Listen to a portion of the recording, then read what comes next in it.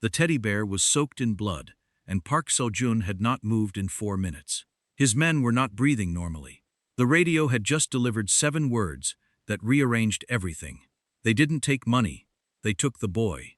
And now his phone was in his hand, showing him a video of his 7-year-old son sitting alone on a concrete floor in a yellow rain jacket, rocking, whispering, calling a name over and over into the dark. Not father, not any of the 15 guards, not anyone in the entire empire he had spent 15 years building out of fear and precision and blood. Woo Jin was calling for Veronica, the Nigerian woman who had walked out of his estate 2 months ago when her contract ended. The caregiver, the one person his son had chosen, without being asked, to trust completely. Seo-jun put the phone down. He picked up the teddy bear and held it for 2 seconds and set it down like it was still in his son's arms. Then he said 4 words that no one in that car had ever heard from him before. "Find me Veronica, now." And 30 minutes later, in a small apartment above a music school in Mapogu, a woman named Veronica Benedict answered a phone call at 12:43 in the morning from a man she had told herself she was done thinking about. And that man said, in a voice she had never heard carry this particular weight before, "My son has been taken. I need you to come. Please act like my child's mom." The kitchen was completely quiet. Veronica looked at her tea. She thought about everything she had built in 2 months of carefully reassembling a life that did not have a little boy with one dimple in the middle of it. She thought about the hollow feeling she had carried home from the estate the day those gates closed behind her car. She thought about 45 seconds of a child holding her sleeve, without saying a word. "I am listening," she said, and that was that. Welcome back, besties, and if you are new here, please hit that subscribe button right now, because what Veronica is about to walk into is one of the most intense, emotional, and jaw-dropping journeys we have ever put on this channel. Drop a comment telling us where in the world you are watching from, and hit that like button so we know you are here. If stories like this make your heart race, I have something special for you. The Ultimate Mafia Boss Love Collection brings together 15 unforgettable Afro-Korean romance stories, 20 audiobook versions, and 5 exclusive bonus stories, not available on YouTube, but only through the collection. Click the link below if you'd like hours of romance waiting for you anytime. Now let us go all the way back to the beginning, because you cannot understand what she said yes to that night without understanding what those 5 months in that house had already done to her before the phone ever rang. 6 months before that call, Veronica Benedict arrived at the Park Estate in the Songbuk district of Seoul, with 2 suitcases, a folder of professional references, and absolutely none of the illusions that sometimes accompany people entering wealthy households for the first time, who mistake expense for safety. She had been in Korea for 4 years by then. She had come originally on a cultural exchange program, stayed because she discovered she was good at work that paid well and genuinely mattered, and built a reputation through her international care agency as someone who did not panic, did not gossip, and had an unusual ability to reach children that specialists and previous caregivers had failed with. She was 29 years old, Nigerian by birth, raised between Lagos and London. She spoke English, Igbo, functional Korean that she had spent 18 months learning with the focused determination of someone who hated not understanding the room she was in, and enough French to be interesting at dinner parties she was rarely invited to. She was not easily frightened. She was not easily flattered. She read environments the way some people read faces, not through any mystical instinct, but through years of paying close attention, because paying close attention had always been the skill that kept her calibrated when the terrain around her was unfamiliar. The Park Estate in Songbuk read immediately and clearly as a place where control was the primary architectural feature. The gates were high and black, and topped with things that were shaped decoratively, but were not decorative. The driveway was long enough to function as its own warning. The trees on either side were trimmed to a precision that communicated clearly that nothing on this property existed without intention. The main house combined traditional Korean structural elements with something newer and harder. Wide glass sections that let in light but felt, paradoxically, like additional walls. A woman named Mira, who managed the household with the brisk efficiency of someone who had survived a great deal by making herself indispensable to it, met Veronica at the entrance and walked her through the ground rules before she had fully crossed the threshold. No personal phone calls in common areas. No interaction with the vehicles in the lower garage. No questions about the men who came and went through the East Wing at irregular hours. The child's schedule was to be maintained precisely. Meals for staff were at fixed times. Concerns went to Mira, and Mira determined what happened next. Veronica listened to all of this, and when Mira finished, she said simply, "And the child. Tell me about him." Mira paused. Small pause. Barely there. Then, Woojin is 7. He is intelligent. He has been having a difficult period. Another pause. Several caregivers have not lasted more than a few weeks. What happened to them? He did not connect with them. When Woojin does not connect, he becomes very quiet. The quiet becomes a problem. Veronica followed her upstairs. The corridor on the second floor smelled faintly of something warm and specific. Crayons, maybe. Or the accumulated particular scent of a space a child had genuinely claimed over time. She knocked. No response. She opened the door. Woojin Park was sitting in the center of a rug surrounded by small figurines arranged in careful formations that suggested he had been working on the composition for some time. He did not look up. He had his father's jaw already forming under the softness of his 7-year-old face. One dimple, left side only. A gap where his front tooth had recently made its exit. Veronica did not speak immediately. This was a deliberate decision. She had learned through years of working with children in difficult circumstances that the worst thing you could do in the first 60 seconds was let the child feel how much you needed them to like you. Children could detect need from considerable distances. They found it correctly suspicious. She sat down on the floor. Not in front of him, not beside him. Somewhere in the vicinity. At an angle that was not confrontational, in the way you sit when you are simply also present in the same space and have no particular agenda about it. She looked at the figurines. After a silence that had time to settle and become comfortable rather than pressured, she said, in careful Korean that was slightly accented but completely correct, "Who is winning?" Woojin looked up. His expression was the expression of a child who has learned that adults who enter his space almost always want something, and the wanting is always dressed up as kindness. He studied her with the assessment of someone who has more experience than their age should account for. "Nobody yet," he said. "Can I watch?" He looked at her a moment longer. Then he moved one figurine slightly to the left, as though granting her a better view, and returned his attention to the game. That was day 1. By the end of the first week, Woojin was eating his meals without the extended negotiations Mira had described as standard procedure. By the end of the second week, he was sleeping through the night for the first time in what Mira described, in a rare moment of candor, as longer than she could accurately remember. By the end of the first month, 3 separate members of the household staff had independently told Mira that the boy was laughing again. And Mira had relayed this to Soyeojun in her weekly report, with the careful neutrality of someone who understood the information mattered, and that how it was received was entirely up to the recipient. Soyeojun's response was a single word of acknowledgement. But he watched.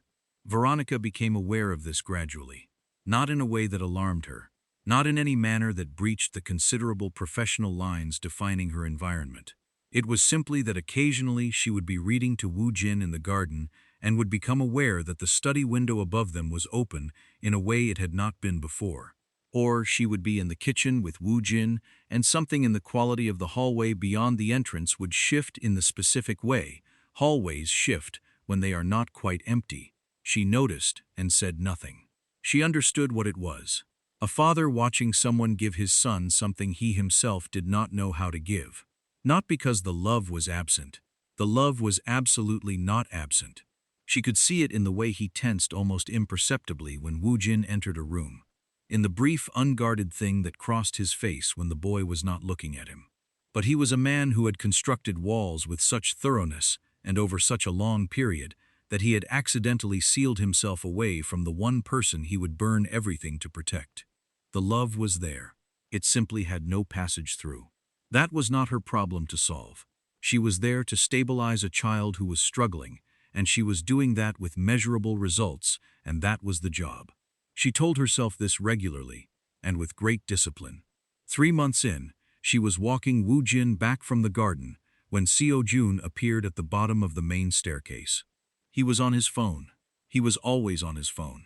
But something about this particular call was not going the direction he intended, because his jaw was doing the thing she had started to recognize.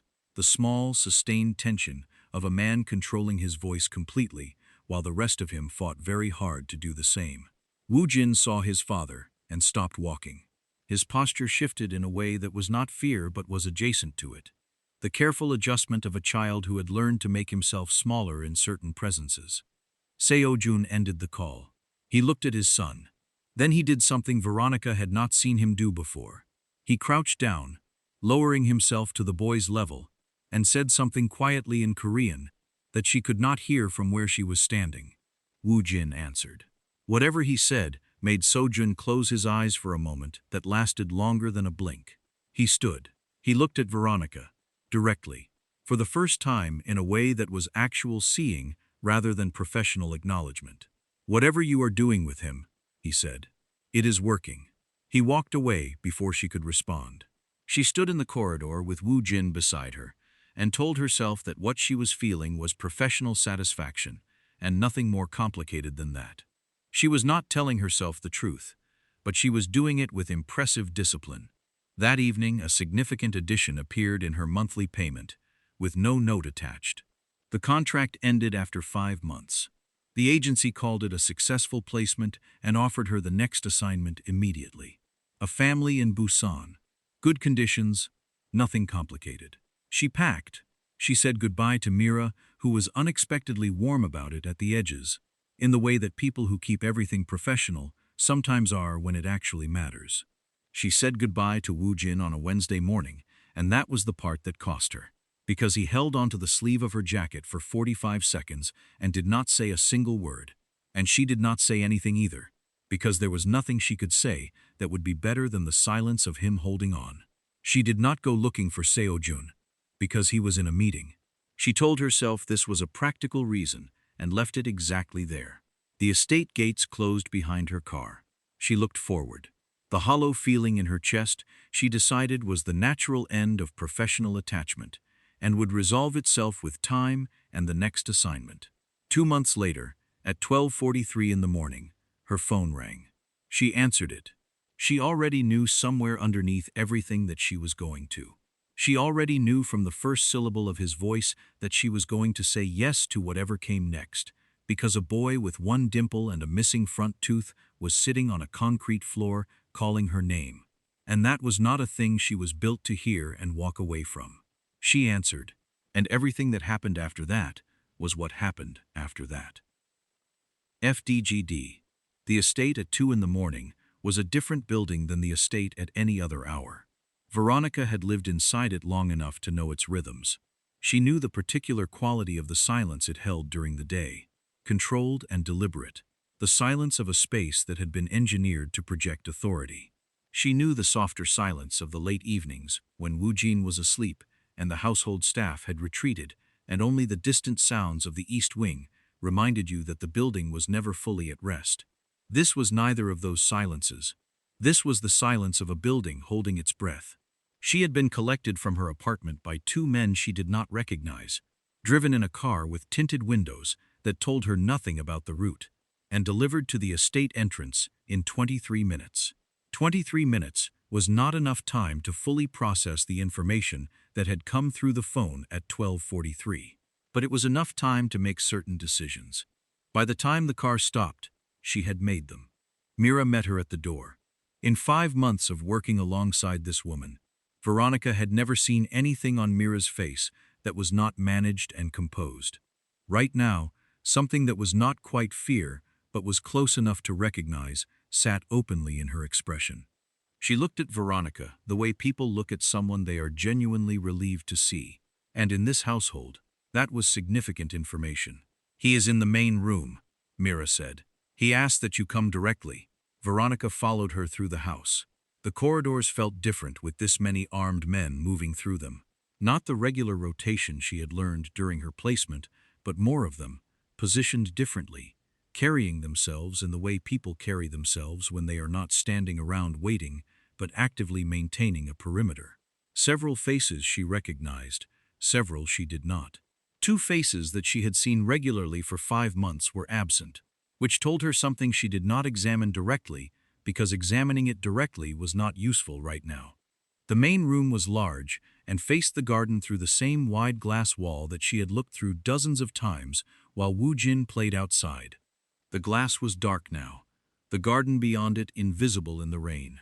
Seo Jun stood at the far end of the room with his back to the door, in a posture she recognized, the specific posture of a man carrying an enormous weight and refusing to let it show in his body while allowing it nowhere else to go.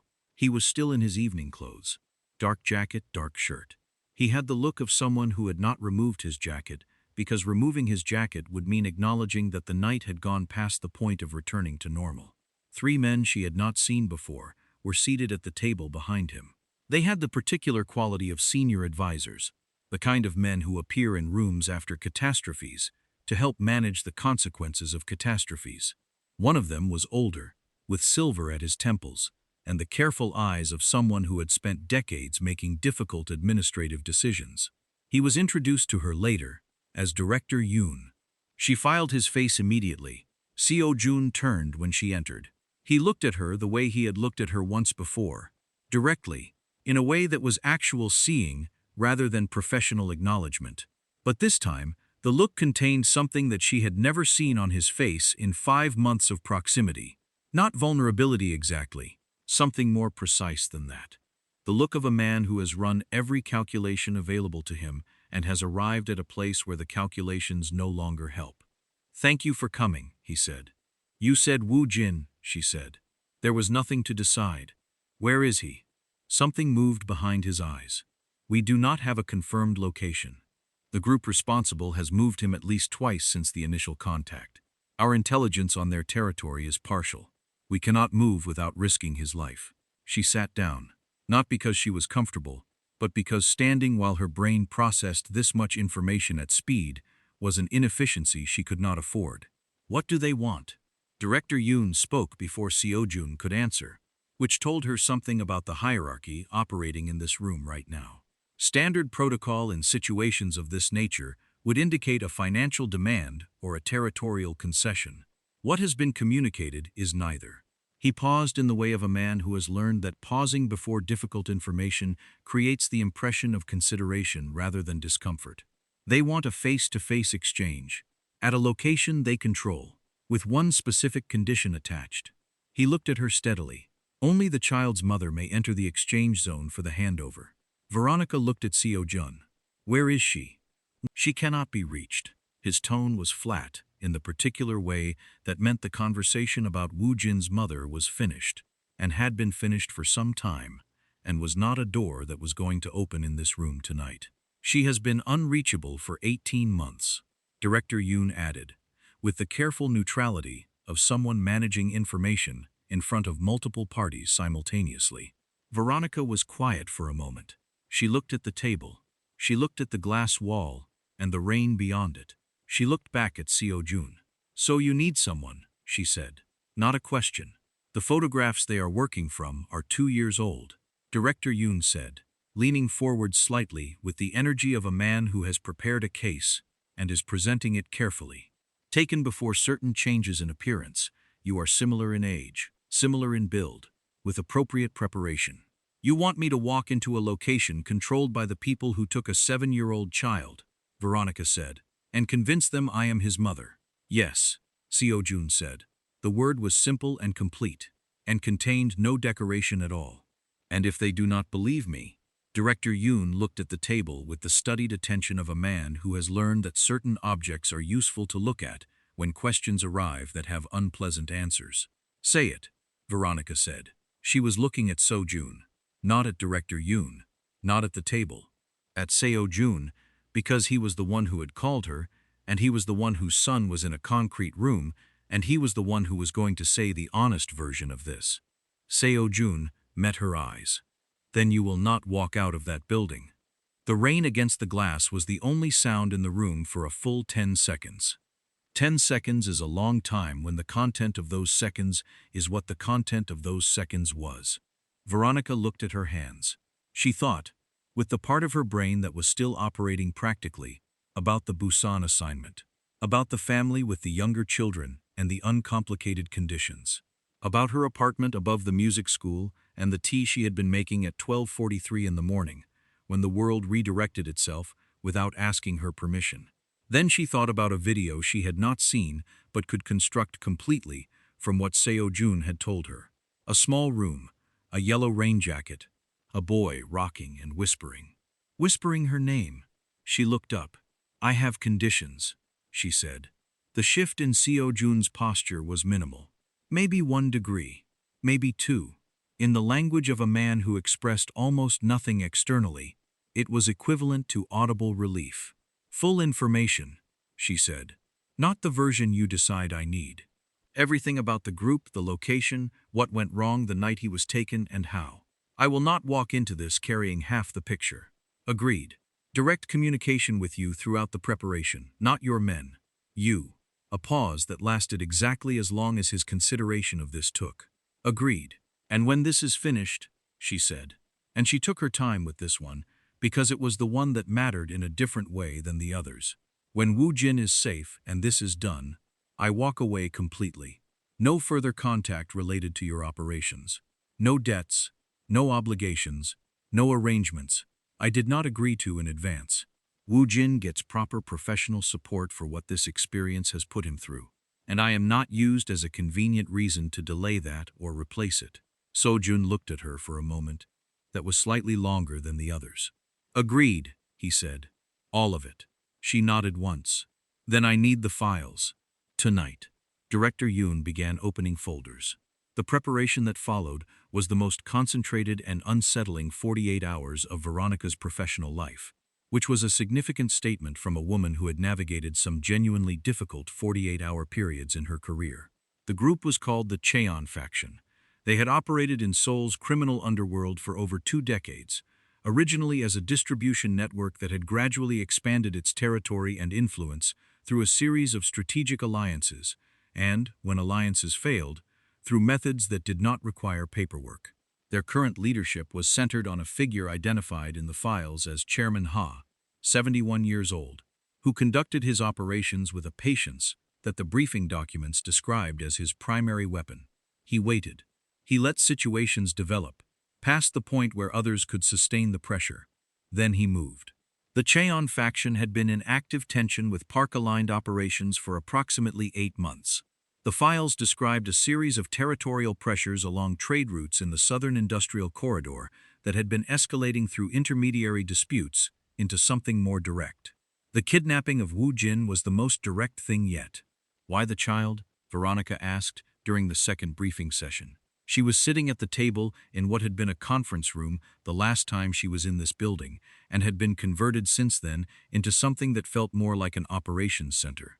If this is about territory, the leverage of a child is temporary. It creates pressure, but it also creates exposure. It is a high-risk move for a group that has historically been patient. Director Yoon looked at her with the expression of a man who had not expected that question from this particular participant. "That is an astute observation," he said. "Thank you," she said.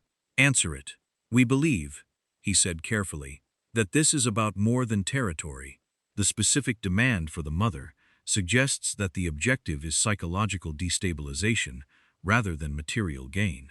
They want to break something in Mr. Park that financial loss or territorial concession cannot break. They want him to feel it," she said. "Yes." She filed that. She filed everything. She was very thorough. She was also coached extensively on the details of Woo Jin's mother, a process she found deeply uncomfortable, not because of any misplaced loyalty, but because reducing a person to biographical details for the purpose of impersonation felt like a violation of something even when the person was not present to experience the violation. She did it anyway. She memorized the information. She made it automatic, the way you make anything automatic. Through repetition until the gap between information and recall disappears.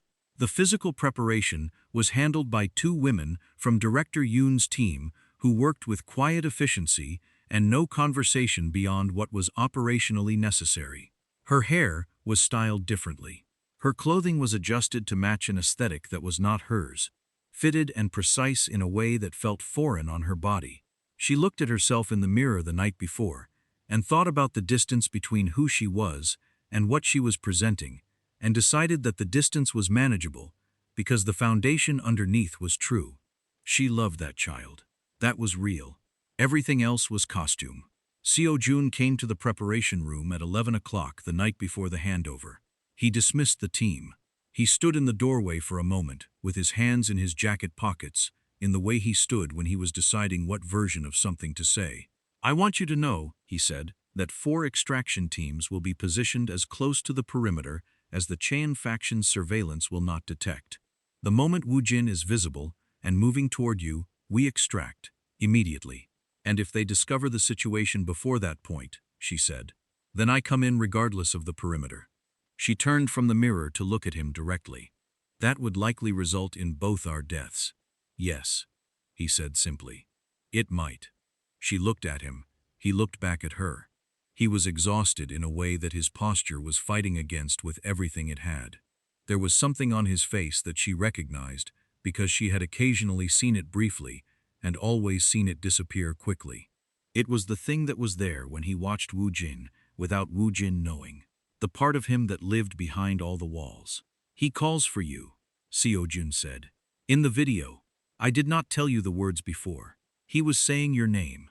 Veronica turned back to the mirror. She needed a moment, and she was not going to perform it in front of him. "I know," she said. "I recognized the shape of it from the description." Veronica. It was the first time he had used her first name. Not Miss Benedict, not the careful professional distance of 5 months. Her name. She felt it land somewhere specific. "I should have asked you to stay," he said. "When the contract ended, I knew he needed you. I knew." He stopped. He looked at the floor briefly, and then back at her reflection. "I knew more than I said, and I said nothing. And then you were gone, and I told myself that was the correct and professional outcome for all parties involved." She looked at his reflection. He was looking at her reflection. "I was not telling myself the truth," he said. The room was very quiet. The rain had reduced to something finer outside. The city beyond the estate walls was doing its late-night things, moving and breathing and going on. "Get some sleep, Mr. Park," she said. "Tomorrow requires you to be completely functional." He almost smiled. It was very small, and very brief, and entirely genuine, which made it the most expressive thing she had seen on his face in 5 months. And now, he left. She stood at the mirror for another 8 minutes, looking at the version of herself assembled for tomorrow, thinking about everything that was true and everything that was complicated, and how many of those things were both simultaneously. Then she got into the bed they had prepared in the room, and she made herself sleep through an act of pure discipline, because tomorrow she was going to need everything she owned. The morning of the handover arrived the way mornings arrive when something significant is going to happen in them, with a complete indifference to the significance. The light came in at the same angle. The city outside the estate walls produced the same sounds.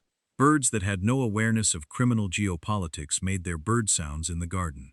Veronica was dressed and ready by 6:30. She ate breakfast alone in the kitchen because she needed the ordinary ritual of it, the way normal mornings start, to calibrate herself for a morning that was not going to be normal in any way.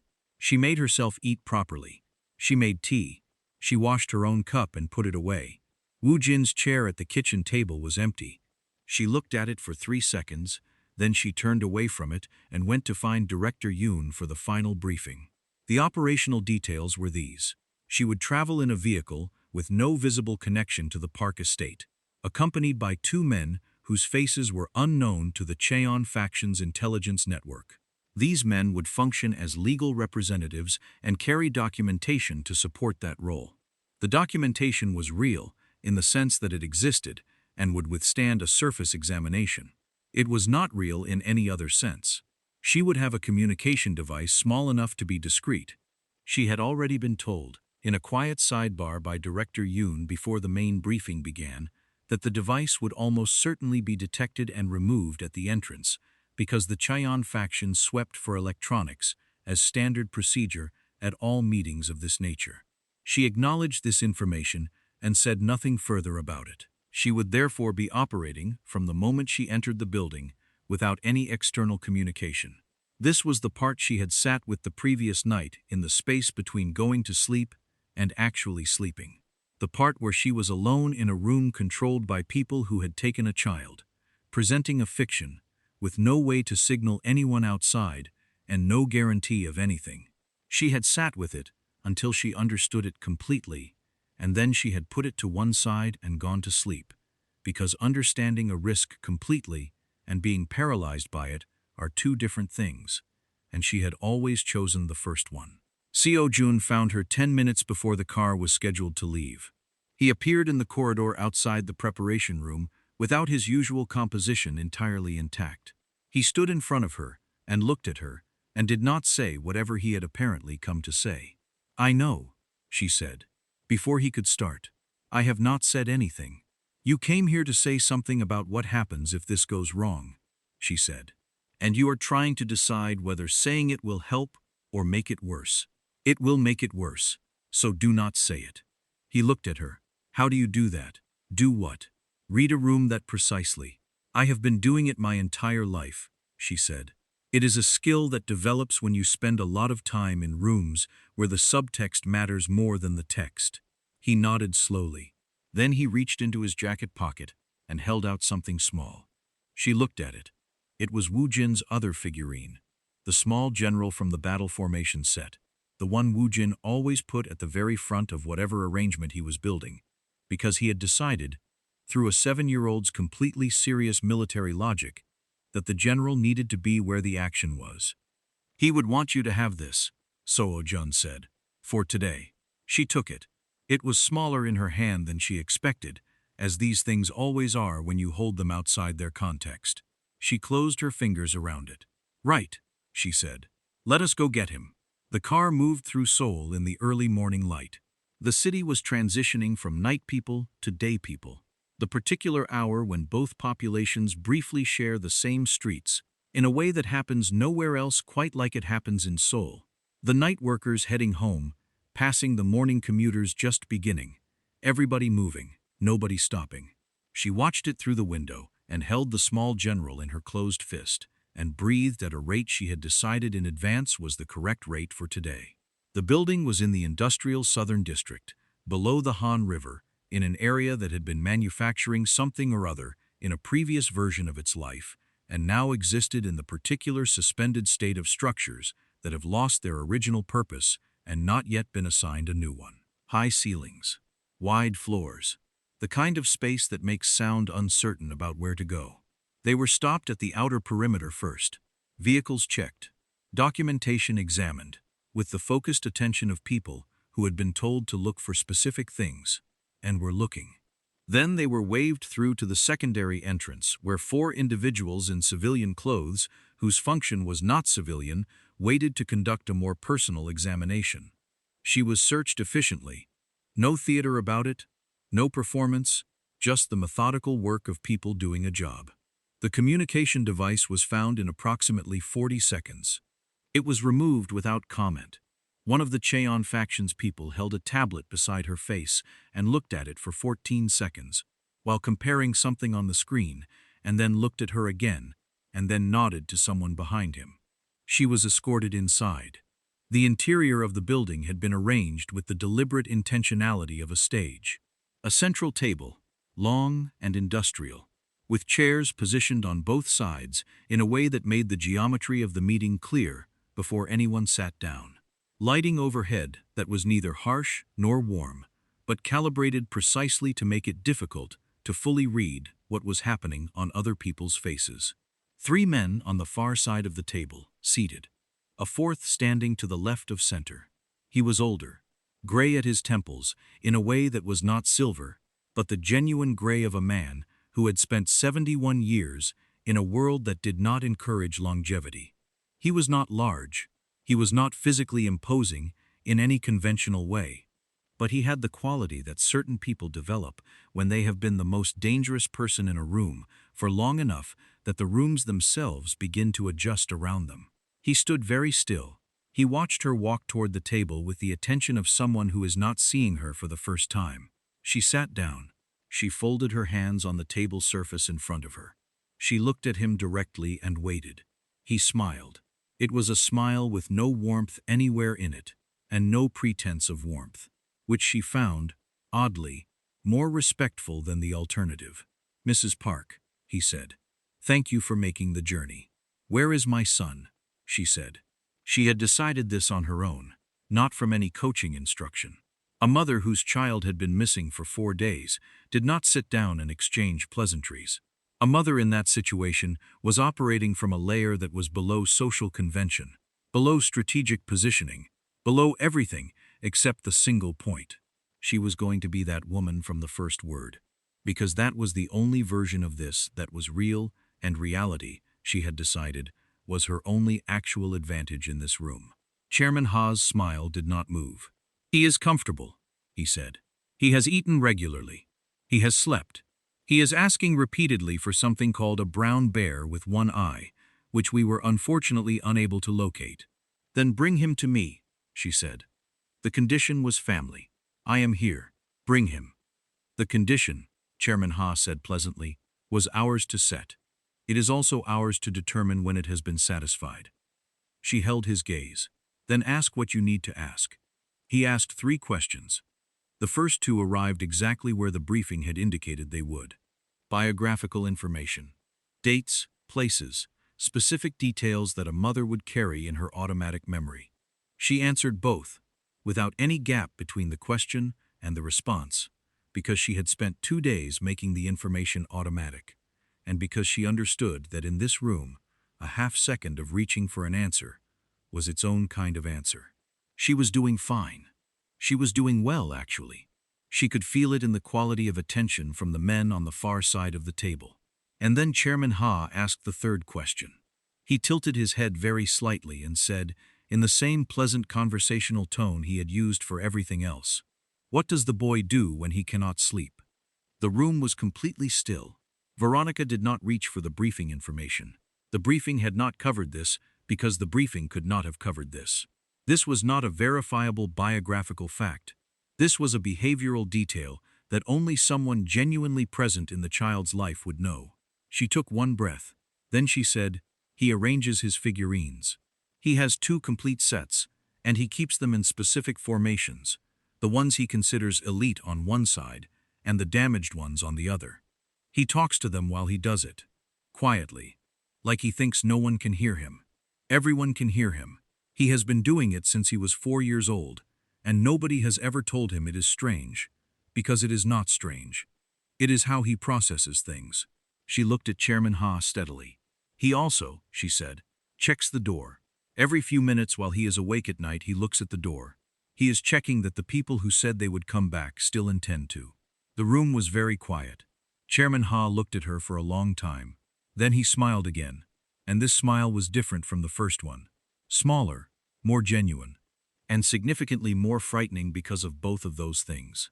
"Yes," he said softly, "that is precisely what he does." He stood. The men on his side of the table stood with him. He walked around the table slowly, not toward any exit, just around the perimeter, the unhurried circuit of a man who has something to say, and has decided the saying of it deserves movement. "I must share something with you," he said, pleasantly, in the spirit of honesty, which I find produces more interesting conversations than the alternative. Veronica tracked him without turning her head. "We knew," he said, "from the beginning of this meeting, from the moment you arrived outside this building." He paused beside her, not in front of her, not crowding, simply present at the periphery of her vision in a way that made sure she understood the geometry of the situation.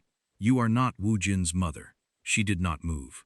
"The photographs we used as the basis for our condition were not as limited as your people understood them to be," he continued, moving slowly again. "We had additional sources. More recent. We have known your identity since this morning." He returned to his side of the table and sat down with the ease of a man who has just explained the rules of a game that everyone else thought was one thing and turned out to be another thing entirely. "This meeting was never a verification exercise. We were not checking whether you were who you claimed to be. We already knew who you were. He folded his hands on the table. Veronica Benedict, he said. 29 years old. International caregiver. 5 months in the Park household. He paused. Daughter of Emmanuel Benedict. Something moved through her that was cold and entirely internal and did not show on her face at all. I see the name registers, Chairman Ha said. Good. It saves considerable time. Fertiet Chairman Ha did not rush. That was the thing about him that the briefing documents had described and that she now understood completely. He did not rush, because rushing was for people who were not sure they had time. Chairman Ha had decided long ago that he always had time, and that decision had become true through the force of his believing it. He sat at the table with his hands folded and let the name he had just said sit in the room and do its work. Emmanuel Benedict. Her father's name in the mouth of a 71-year-old Korean crime lord in an industrial building south of the Han River at 9 in the morning. She had rehearsed many scenarios in the 48 hours of preparation. She had run through interrogation patterns, verification challenges, emotional pressure, physical intimidation. She had thought about what she would do if the communication device was found, which it was. She had thought about what she would do if they separated her from the legal representatives immediately, which they had. She had prepared for a great number of things with the thoroughness of someone who understood that preparation was the only honest currency available to her in this situation. She had not prepared for her father's name. Your father worked for a man named Baek Seung-ho, Chairman Ha said. His voice had the quality of a man reading from a document he had memorized so completely that reciting it had become the same as remembering it. Approximately 12 years ago, Baek Seung-ho operated at the time as an independent in the import networks along the western corridor of Seoul's commercial routes. Significant operation, profitable, well-connected. He paused. He was also, for a period of several years, an associate of mine. He let that land. Until Park So-joon eliminated his entire operation, he continued. A territorial expansion that was, at the time, widely regarded in our world as a demonstration of considerable strategic capability. Decisive. Thorough. The kind of move that earns a man a reputation that lasts. He tilted his head slightly. It also ended the livelihoods of everyone connected to Baek Seung-ho's network, including the support staff, including the peripheral operators, including people who were perhaps not entirely aware of the full nature of the operation they were participating in. She breathed, in and out, controlled and even. Her father had died when she was 17 years old. The official account delivered to her family was a shipping accident, a container loading incident at a port facility. Fast, the people who told them said. He would not have felt anything. They said it in the way people say things when the thing they are saying is not entirely true, but is the version of the truth that serves the most purposes. She had been 17, and the grief had been the kind that reorganizes everything around it. She had rebuilt around it over 12 years. She had built an adult life, a career, a capability, an identity. She had built it all on a foundation that included the shipping accident as a fixed and settled fact. Chairman Ha watched her face. She gave him nothing. Your presence in the Park household, he continued, was not the result of a standard agency placement. Someone arranged it. Not us. He was precise about this, she noticed. He wanted her to understand that he was not claiming credit for the arrangement. Someone in the remaining network connected to your father's time with Baek Seung-ho believed that placing his daughter in the home of the man responsible for his death was a form of symmetry, perhaps justice, perhaps simply the particular satisfaction of knowing that the man who destroyed everything was living with that destruction's consequence in his own house, in proximity to his son, without knowing it. She looked at the table surface in front of her. The industrial metal of it, scratched and dull, the kind of surface that had been used for many purposes and remembered none of them. We became aware of the arrangement 4 months ago, Chairman Ha said, through sources I will not identify. Once we understood who you were and why you were there, we began watching more closely. And when we designed the current situation, we designed it with you as a specific element. Because you are, Miss Benedict, the one person in Park So-joon's immediate world who has a reason that predates any personal attachment to want him to face consequences. He paused again. He was very good at pauses, which is why I want to offer you a choice, he said. Before we proceed any further, she looked up at him. Walk away, he said. Leave this building now. Through the front entrance. The arrangement we have been working toward with respect to Park Seo-joon proceeds without you. His operations are exposed through channels we have been developing for some time. His alliances collapse. His standing in every network he has built is eliminated. He was matter-of-fact about this, the way you are matter-of-fact about outcomes you have already determined are achievable. Woo Jin is returned unharmed. I want to be clear about that. The child is returned regardless. We do not hold children as permanent leverage. It is not a line I cross. He held her gaze. And in exchange for your cooperation, or more precisely your departure, you receive the complete documentation we have on your father's involvement with Baek Sung-ho's operation. What he knew, what he did, what was done to him, and when, and by whose specific decision. He leaned forward very slightly. The full truth of your own history, which has been kept from you for 12 years. The building hummed around them with the low frequency of large empty spaces. Or, Chairman Ha said, you return to Park Seo-joon. You go back to a man whose empire was built in part on the elimination of your father's livelihood, and possibly more than his livelihood. You go back knowing what you now know, and you decide what that means for everything that has developed between you. He settled back. You have 10 minutes. There is water on the side table. We are not completely uncivilized. He stood, which was a signal to his men, and they moved to the edges of the room to give her the table and her 10 minutes, and the water she was not going to drink. She sat. She did not perform thinking. She actually thought. There was a significant difference, and Chairman Ha struck her as the kind of man who would notice the performance and discount it. Her father, Emmanuel Benedict, who had brought plantain chips from the market, and argued about football with the specific passion of a man who believed deeply in something with no practical justification, and was completely at peace with that. Who had fixed things around the house with a confidence that slightly exceeded his actual technical capability, which was a quality she had found irritating as a teenager and now found heartbreaking to remember. Who had laughed at his own jokes before they were finished, every single time, and who had taught her, without ever stating it as a lesson, that the way you entered a room determined a great deal about what the room did to you. He had worked for Baek Sung-ho. She did not know the shape of that. She did not know if he had understood fully what the operation was, or whether he had been one of those people who know enough to understand they should not know more. Both of those things were possible. Both of those things contained versions of her father that she could hold alongside the man she remembered. What she knew was that he had died when she was 17. What she had been told was a shipping accident. What Chairman Ha was suggesting was something different. She pressed her thumb against the small general figurine in her closed hand.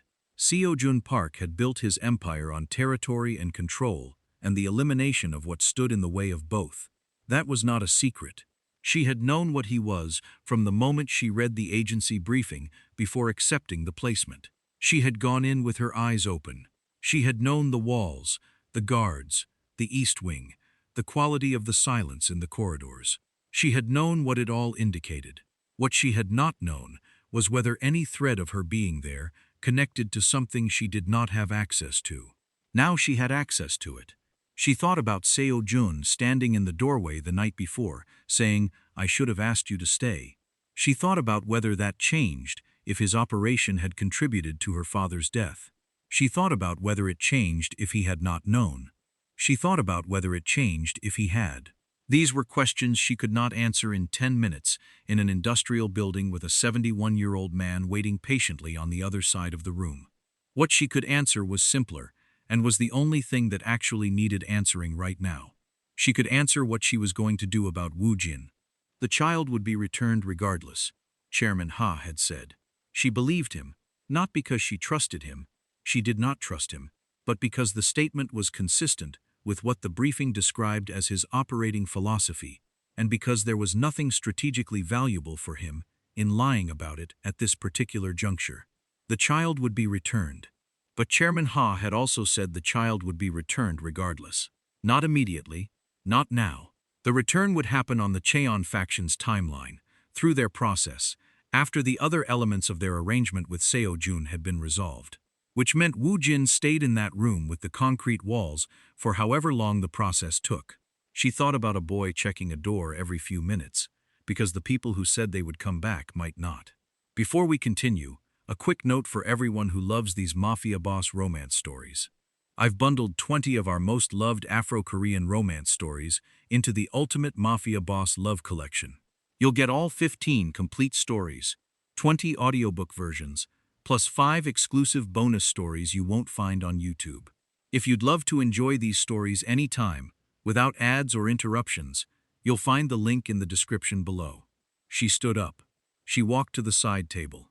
She poured water into the glass.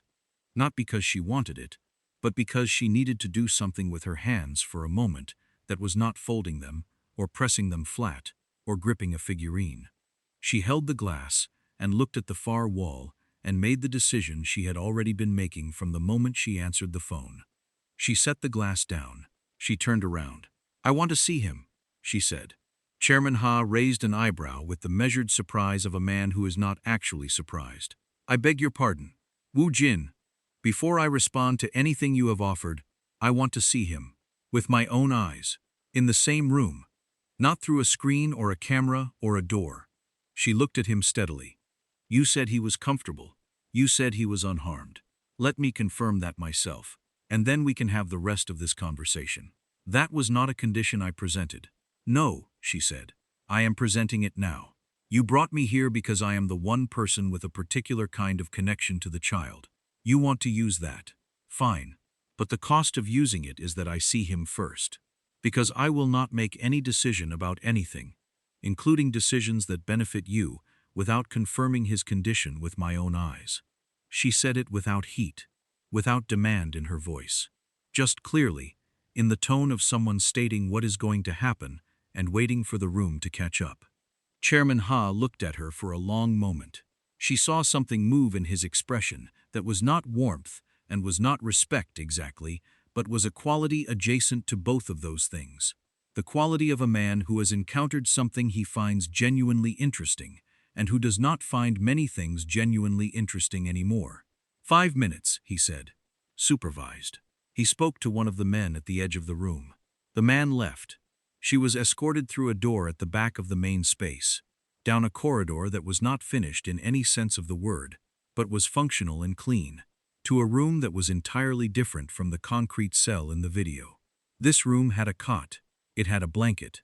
It had the remains of what appeared to be instant ramen in a container on the floor beside the cot, which she noted with something that was half relief and half complicated fondness, because of course, Woo Jin had eaten the ramen.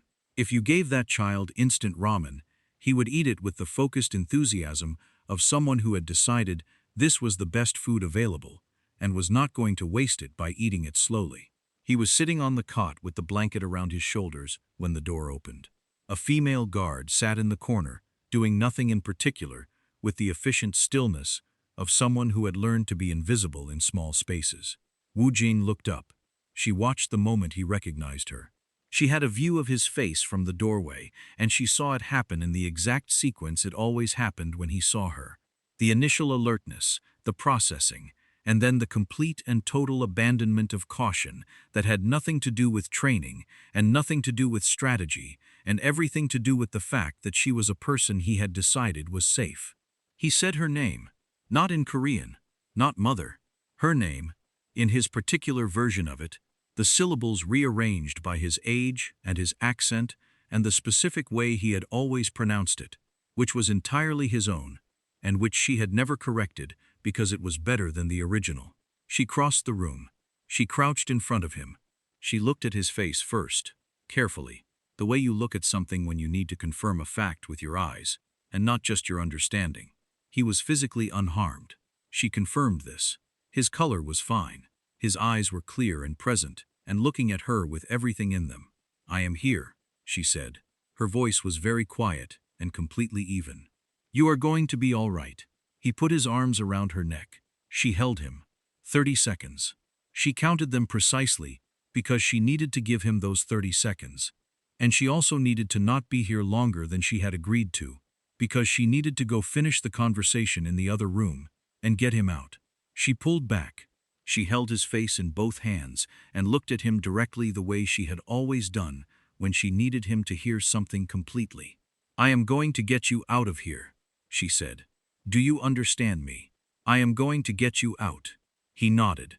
Immediately, without hesitation, the absolute confidence of a child who has decided that this person does not say things she does not mean. She wanted to say more.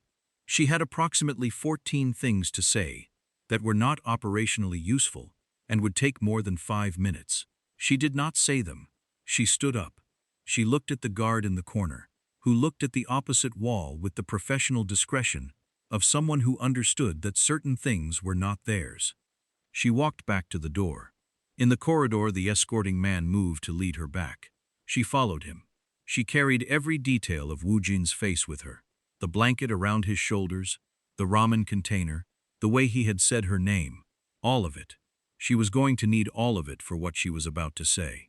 Chairman Ha was back at his table when she returned. He looked at her with that same careful appraisal, and she sat down directly across from him, without waiting to be invited to sit, because the time for waiting to be invited to things in this room had concluded. Your offer, she said. I am rejecting it. He was quiet.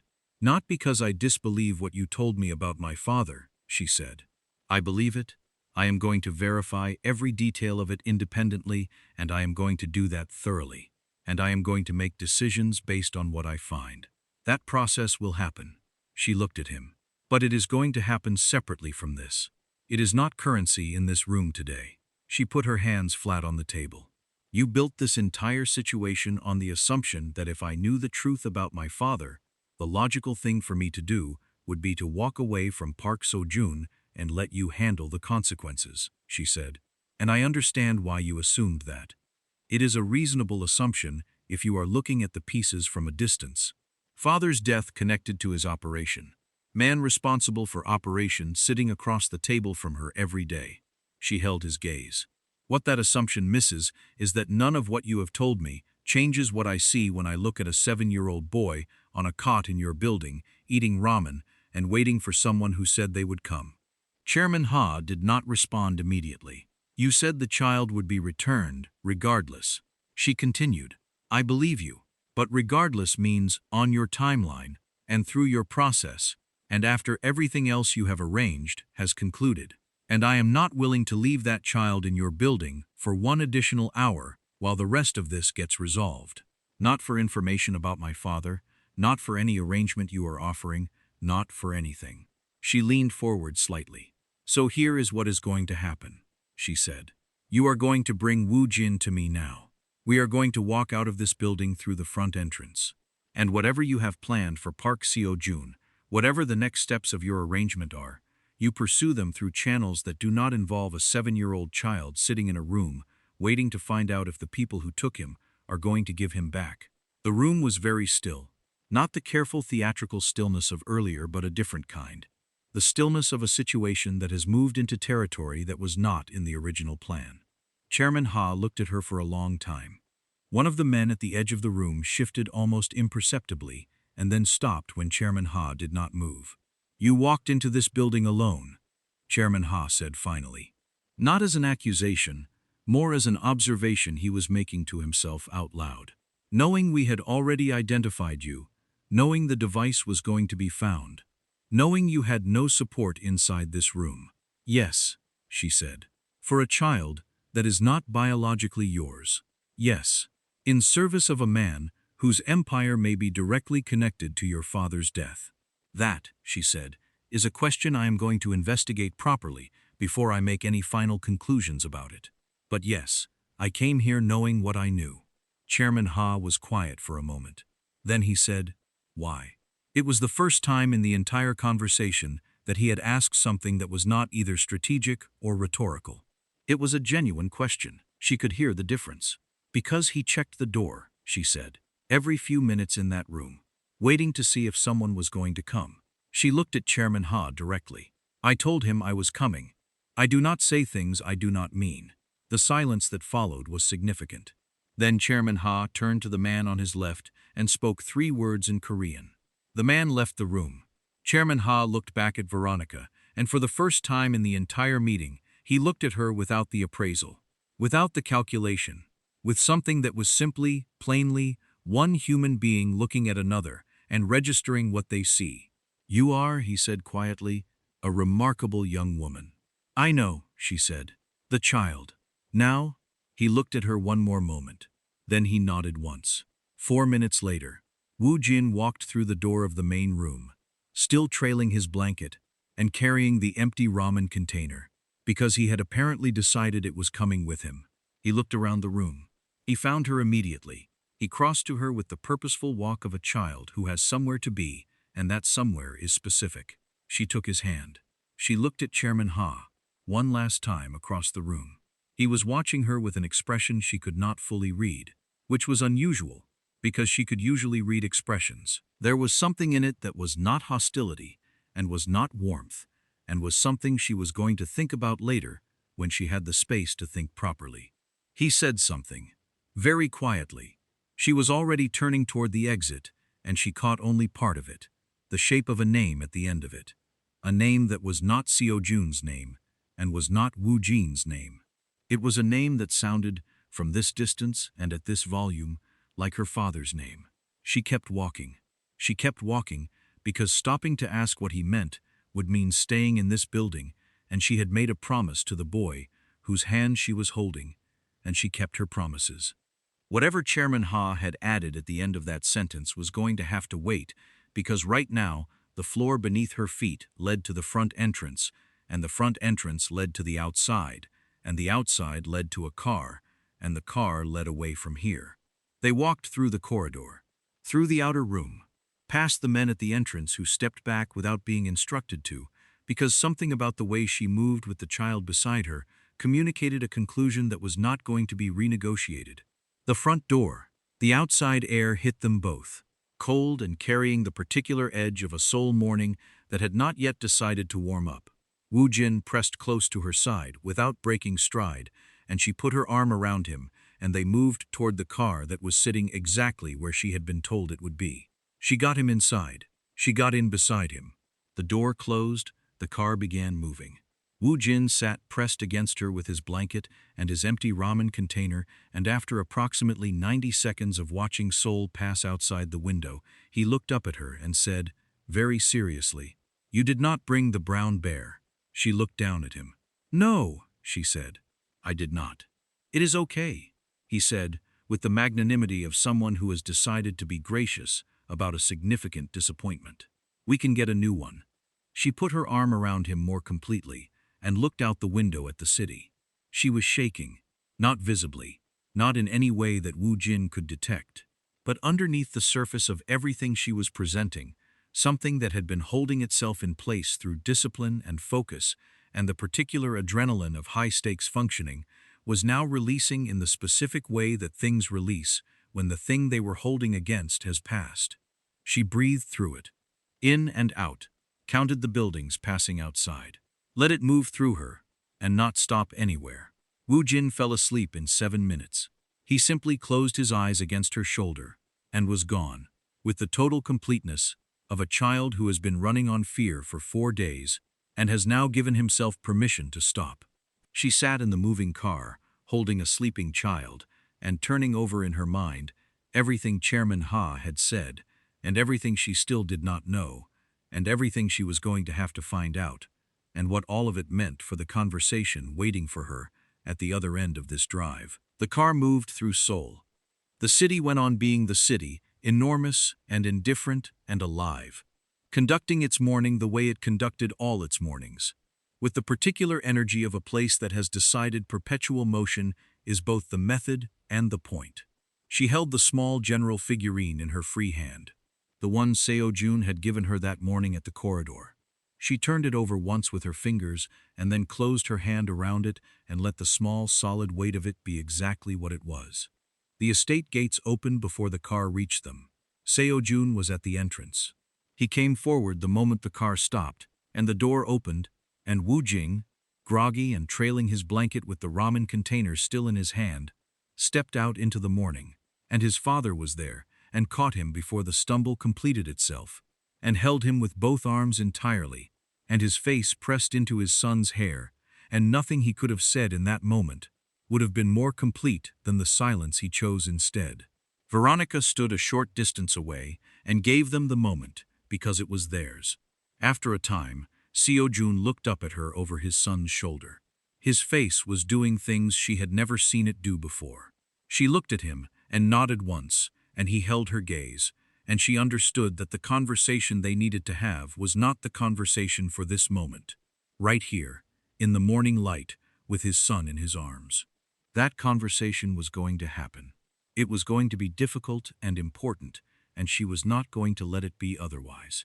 But first, Woo-jin needed a bath and food and his own bed and at least 16 hours of sleep, and someone to sit with him while he got it.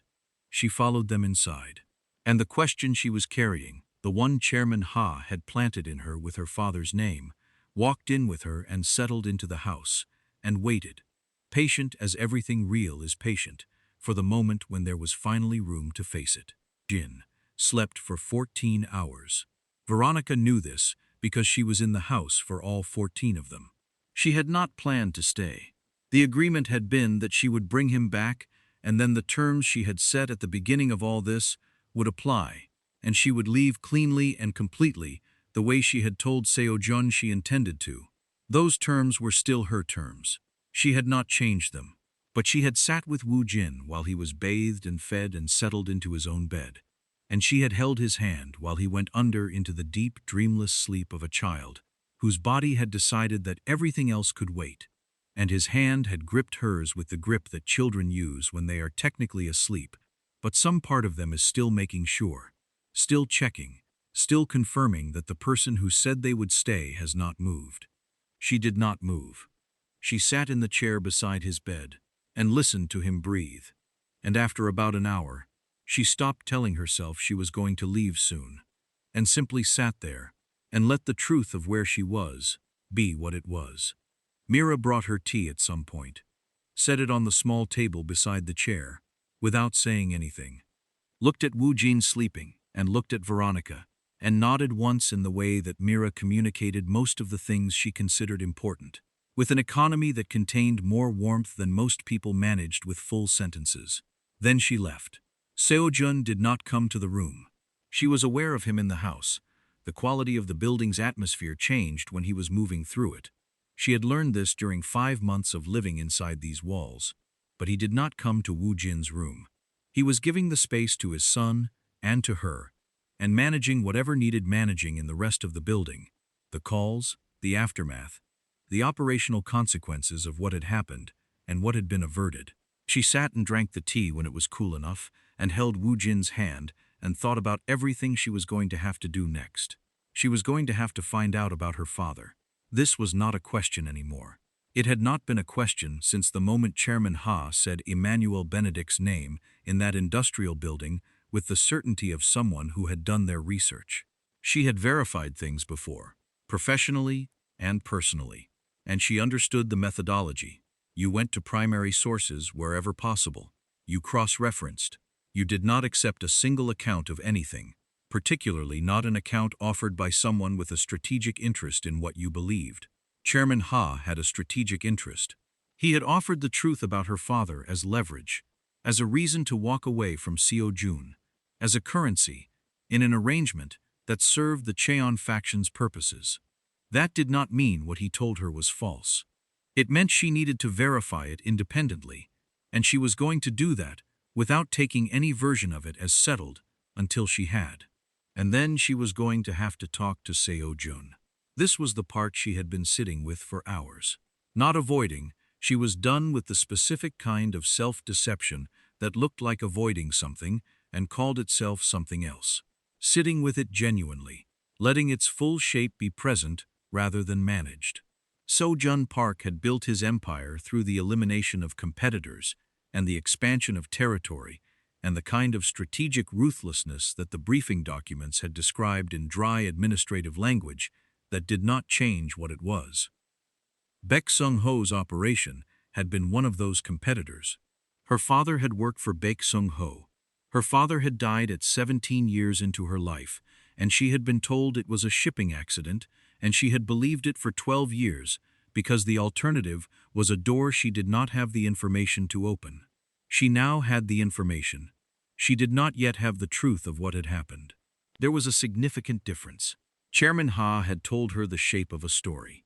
The shape of a story was not the story. She had learned this a long time ago, and she was not going to forget it now, simply because the story was about her. What she knew was this: her father had been in that world. Something had happened to him in that world. Seoul Park had operated in that world at the same time. Whether those three facts connected into a single line, or whether they connected into something more complicated, with more space between the points, was what she was going to find out. And then she was going to make decisions based on what she found. Woo Jin stirred at some point in the late afternoon. Not waking, just moving, adjusting himself deeper into the pillow, with the unconscious comfort of a child who was finally somewhere safe enough to relax completely. His hand loosened around hers. She stayed. She waited until his breathing settled back into the long, even rhythm of proper sleep. Then she sat back in the chair and looked at the ceiling and thought about a different question. Not the question about her father, the other one. The one that had been present since before the handover, and before the phone call, and before she left this house 2 months ago, with a hollow feeling in her chest that she had named professional attachment, because naming it correctly was something she was apparently still working up to. She thought about Seo-jun standing in the corridor that morning with the small general figurine in his hand, saying he would want you to have this for today. She thought about him in the preparation room the night before, saying, I was not telling myself the truth. She thought about 5 months of a man watching from doorways and windows and carefully maintained distances while his son learned to laugh again. She thought about the way his face had done things when Woo Jin was not looking, the brief, unguarded openings, and how quickly he had closed them again. She thought about what it cost a person to build walls that thorough, and what it meant that the walls had been showing cracks for months. None of this resolved the question about her father. She was very clear with herself about that. The two things were in the same situation, but they were not the same question, and she was not going to collapse them into each other for the sake of a simpler narrative. Complicated things deserved to stay complicated until they were actually resolved, and not a moment before. But she could hold both of them. She had always been able to hold more than one true thing at a time. It was one of the skills her life had developed in her, whether she had chosen to develop it or not. Woo Jin slept on. Outside the window, Seoul moved into evening. Seo-jun found her at 7 o'clock in the kitchen. She had come down when she was certain Woo Jin's sleep was deep enough that her leaving the chair would not register, and she was making food because making food was something to do with her hands and because she was, in fact, very hungry. Having eaten nothing since 6:30 that morning in circumstances that felt considerably longer ago than 13 hours. She heard him in the doorway before she turned around. She had always heard him in doorways. It was a specific quality of presence. She turned. He was standing there with his jacket removed, which she had almost never seen in this kitchen, and the top button of his shirt open, which she had definitely never seen anywhere. He looked like a man who had spent 13 hours doing everything that needed doing and had arrived at the end of it and was not sure what the end of it required of him. He is still sleeping, she said. I know. I checked. He looked at what she was making. You are feeding yourself. Somebody has to.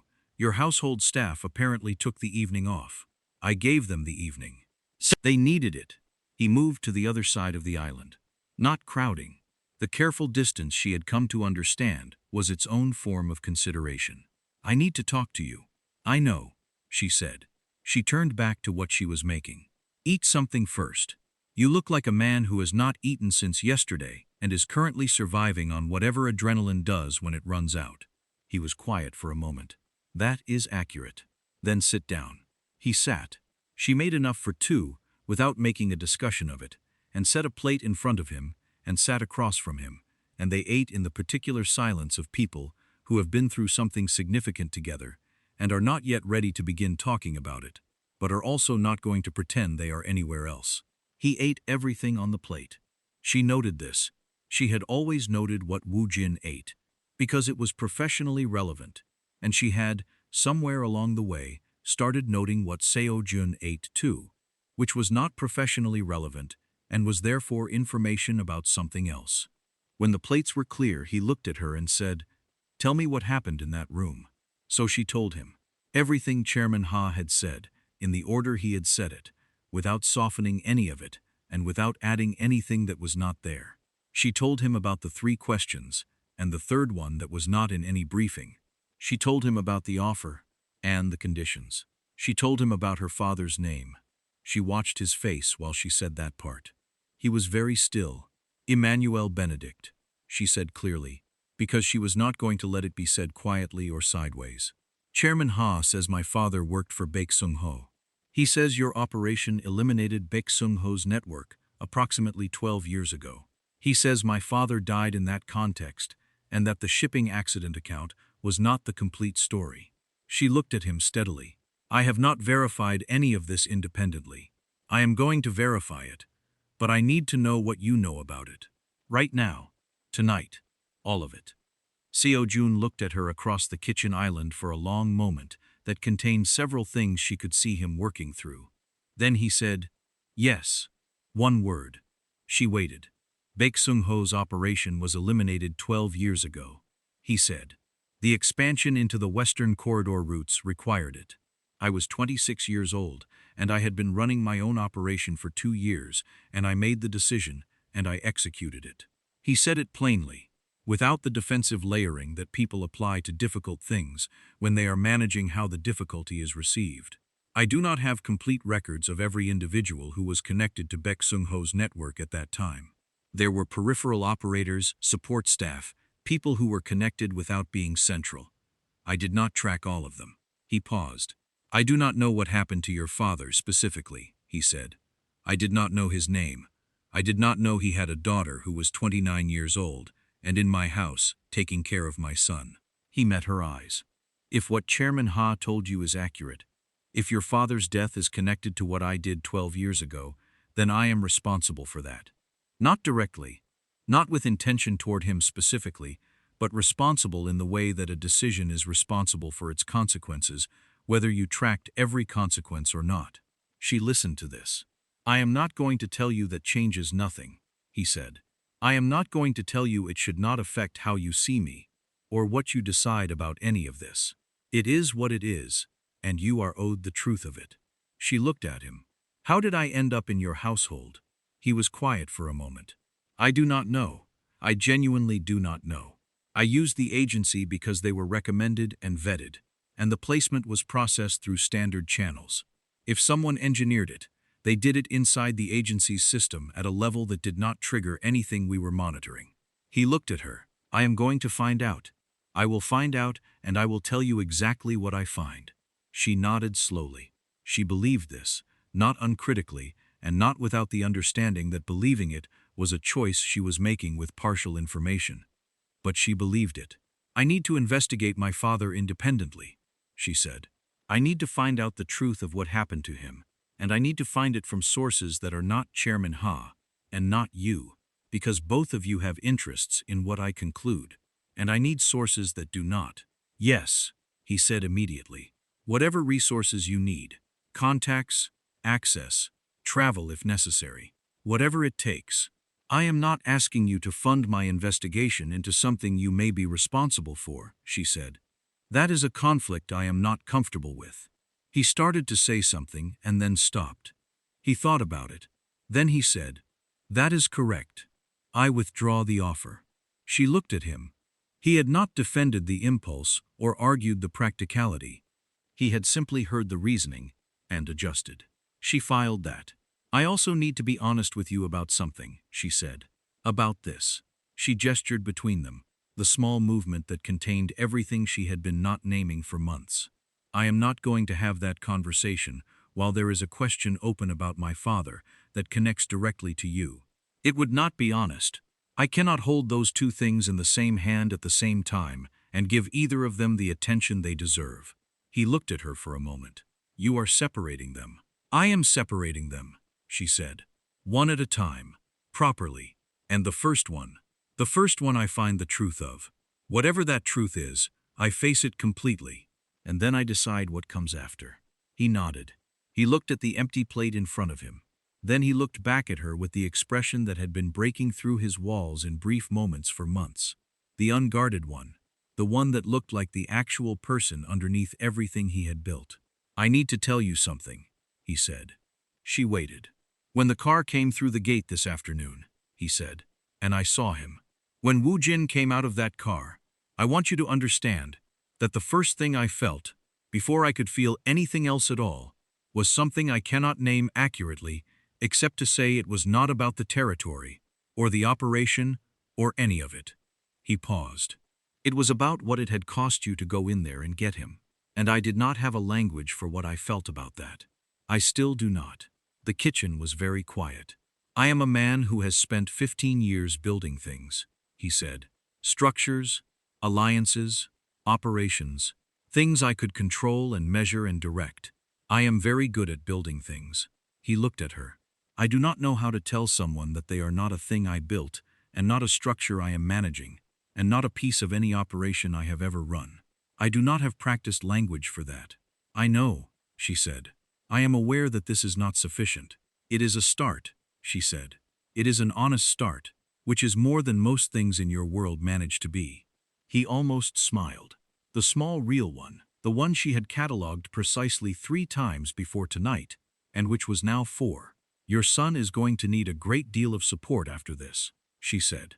Because they were not going to resolve the other things tonight, and she knew it, and so did he. But this she could say clearly. Professional support, consistently provided. He is going to have questions and fears that do not resolve quickly, and he deserves proper help with them. "I know," Seojun said. "I am arranging it. And he is going to ask for me," she said. "Not because he does not have a father who loves him, but because I am a specific person to him who has a specific meaning, and that does not go away. I know that too. So we need to decide what that looks like. Not tonight, but soon." He looked at her steadily. "What do you want it to look like?" She considered this honestly. She did not give him the managed version. "I do not know yet," she said. "I am going to find out the truth about my father. I am going to take the time I need to understand what that truth means. And then I am going to make decisions about what I want with the full picture in front of me, instead of the partial one." She held his gaze. "What I can tell you right now is that I am not walking away from Woo Jin. Whatever the rest of this becomes, he is not a part of it that gets resolved by my absence." Something settled in Seo Jun's face. Not resolution, not relief exactly. Something more like the specific feeling of a door that has been shut for a long time, opening by 1 degree, and the light that comes through it being exactly as real as you thought it might be. "Thank you," he said. "Do not thank me yet," she said. "We have a great deal of difficult conversation ahead of us. I know. You are going to have to be consistently honest, even when the honest thing is not what you want to say. I understand. And you are going to have to be patient," she said. "In the actual sense, not the strategic sense, not the patience you use when you are waiting for a situation to develop in your favor. The actual kind." He looked at her for a moment. "I will work on it." "Good," she said. "That is all I am asking right now." She stood and collected the plates and put them in the sink and ran the water over them with the same ordinary efficiency she brought to ordinary things in this kitchen on ordinary evenings. And it was not an ordinary evening, but the water ran the same way regardless. Upstairs, Woo Jin slept. The investigation took 6 weeks. She conducted it from her apartment above the music school, with the focused, methodical attention of someone who understood that this particular search required her to be outside the estate and outside Sojun's orbit as much as possible, not because she did not trust him, but because she needed the independence of her own process to trust the conclusions she reached. She went to the agency first. She asked questions with enough specificity that the agency's discomfort told her something before their answers did. She found the name of the person who had recommended her specifically for the park placement, a contact in the Nigerian business community in Seoul who had, it turned out, a connection through several degrees of separation to Baek Sung-ho's former network. Not a central connection, not a person who had orchestrated anything with full awareness of what they were doing, but a connection that explained how her name had traveled to a particular agency file at a particular moment. Someone had wanted her in that house. Not as a weapon, not as an agent, but as a presence. The presence of Emmanuel Benedict's daughter, living daily in the home of the man whose expansion had ended his world, as a form of acknowledgement that the world had its own accounting systems that operated below the level of formal transactions.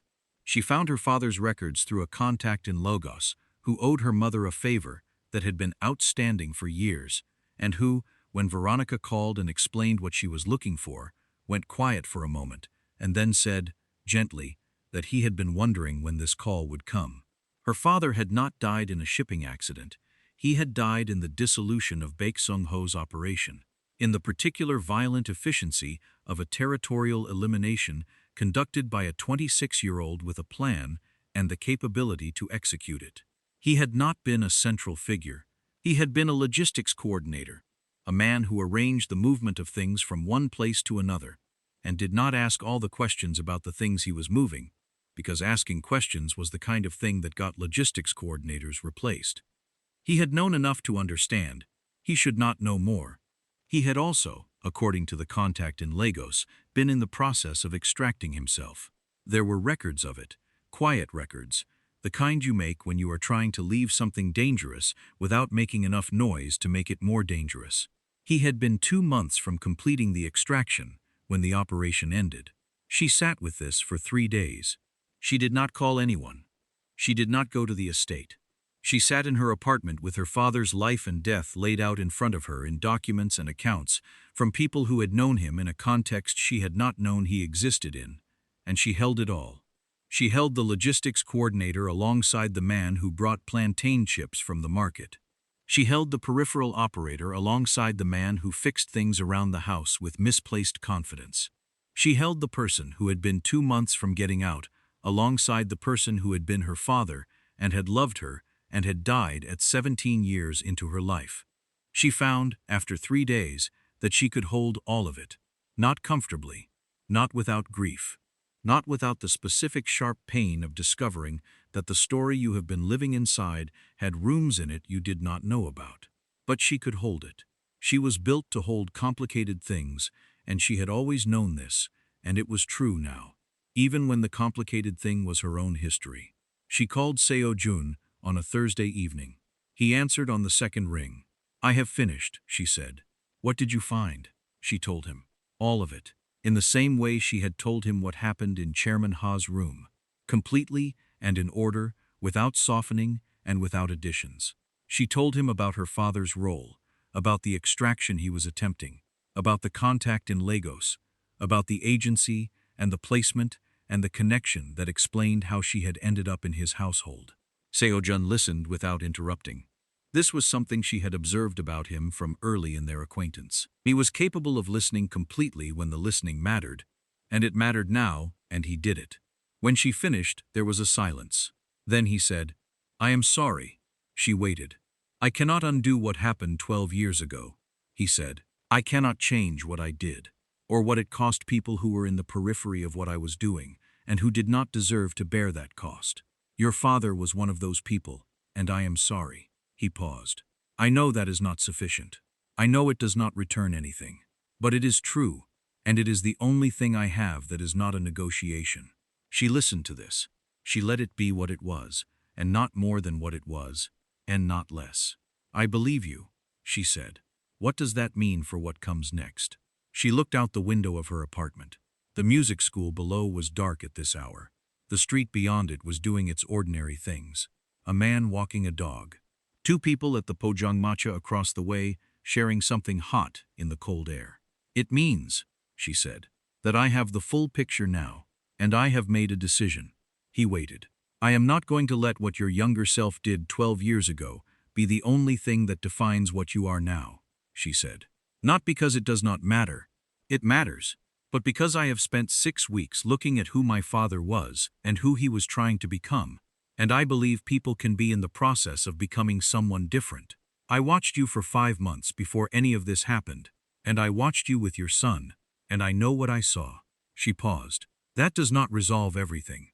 There is still a great deal of difficult work ahead, and I am not pretending otherwise." "No," he said. "Neither am I. But I am coming back," she said. "To Woo Jin, who has been asking Mira every day where I am, and needs to stop asking because I need to actually be there.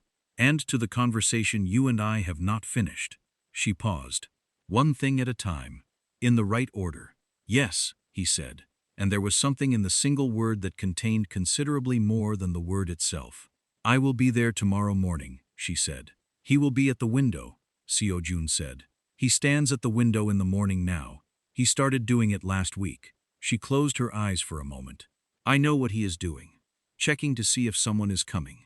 "Yes, you should know," Seo-jun said, very quietly, "that he is not the only one." She sat with that for a moment. The honesty of it, and the particular courage of a man who had built 15 years of walls, saying something like that plainly and without armor. "I will be there at 8, she said. She was there at 7:53. The gate opened before the car reached it.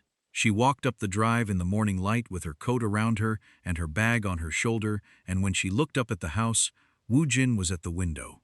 He saw her. She watched it happen from the driveway. That sequence, the alertness, the processing, the complete abandonment of caution. He disappeared from the window immediately. She heard, even from the driveway, the distant sound of small feet on stairs that were being descended at a speed that was almost certainly faster than the household rules allowed. The front door opened. He came out into the morning in his socks, which was going to be a problem for Mira, but was not Veronica's problem right now. And he crossed the few meters of driveway between the door and where she was standing with the focused velocity of a child who has identified his destination and is not interested in anything that is not his destination. She crouched. He reached her. She caught him. He was talking immediately. Something about the figurines and a new formation he had designed, and a dream he had had about a dragon which was probably connected to the events of the last week in ways that a professional would need to help him work through, but which he was currently narrating with the energy of someone who has been saving up a great deal to say. She held him and listened to every word. Behind her, at the entrance of the estate, Seo-jun stood with his hands in his jacket pockets and watched his son and the woman who had walked into a building alone to bring him back. And he did not say anything. He let the morning be what the morning was. There was a long road ahead. There were conversations that were going to be difficult, and questions that were going to take time, and a history between them that was complicated in ways that would require both of them to be better than they had been before all of this happened. There was Woo Jin's recovery, which was going to be its own long, careful, patient work. There was the truth of Emmanuel Benedict's life and death, sitting in the space between two people who were both still learning what to do with it. None of that was simple. None of it was finished. But the boy was safe, and he was talking about dragons in the morning air, and his father was watching from the doorway.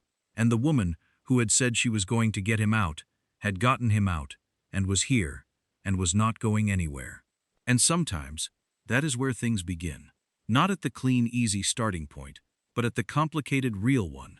The one with the full weight of everything that came before it, and the full uncertainty of everything still ahead. The one that asks you to choose not because it is simple, but because choosing is what love actually is, when it is not a performance, and not a strategy, and not anything except the decision to stay. She had made that decision. Not in the industrial building south of the Han River, though it had been present there. Not on the phone at 12:43 in the morning, though it had been present there too. She had made it months before any of this, in a room with figurines on a rug, sitting at an angle that was not confrontational, asking a boy, who did not trust easily, whether she could watch. She had made it the moment he moved the figurine to give her a better view and went back to the game. Some decisions happen before you know you are making them. They live in the small moments, the ordinary ones, the ones that do not announce themselves as significant until everything that comes after them makes the significance clear. She had sat on that floor, and she had stayed. That was the beginning. Everything else was what they were going to build from it. One difficult, honest conversation at a time. One day showing up consistently after another. One small general figurine held in a closed fist in a room where nothing was guaranteed. Real things were built that way. She knew this. He was learning it. And Woo Jin, who had been the truest and most uncomplicated piece of all of it, from the very beginning, pulled back from her arms to show her the new sock pattern he had apparently acquired since her departure, which featured small tigers, and which he considered a significant improvement on the previous socks, and wanted her to confirm this assessment immediately. She looked at the socks. Significant improvement, she agreed. He nodded with the satisfaction of someone whose judgment has been confirmed by the correct authority. And the morning went on around them, and the city went on beyond the gates, and somewhere in the household, Mira was probably preparing to have a firm conversation about outside feet and appropriate footwear and the difference between the driveway and the interior, and that conversation was going to happen very soon. But right now, in the morning light, everything that needed to be true was true, and that was enough to begin with. And for every single one of you who stayed with this story from the first word to this last one, thank you, genuinely. Drop a comment right now, telling us which moment hit you the hardest. Was it Veronica walking into that building alone? Was it Woo Jin at the window? Was it Seo Jun saying he was not the only one checking? We read every single comment and we want to know. If you enjoyed this story, imagine having 20 more unforgettable Mafia Boss romances ready to read or listen to whenever you want. That's exactly why I created the Ultimate Mafia Boss Love Collection. Inside you'll find 15 complete stories, 20 audiobook versions, and 5 exclusive bonus stories that aren't available on YouTube. You can get instant access through the link in the description. Subscribe to this channel right now and turn on the notification bell, because we have more stories where this one came from. Stories about love that does not start cleanly. Stories about protection that costs something real. Stories about the long, slow work of becoming someone worthy of the people who chose you. We will see you in the next one, and trust us completely when we tell you this. You do not want to miss it.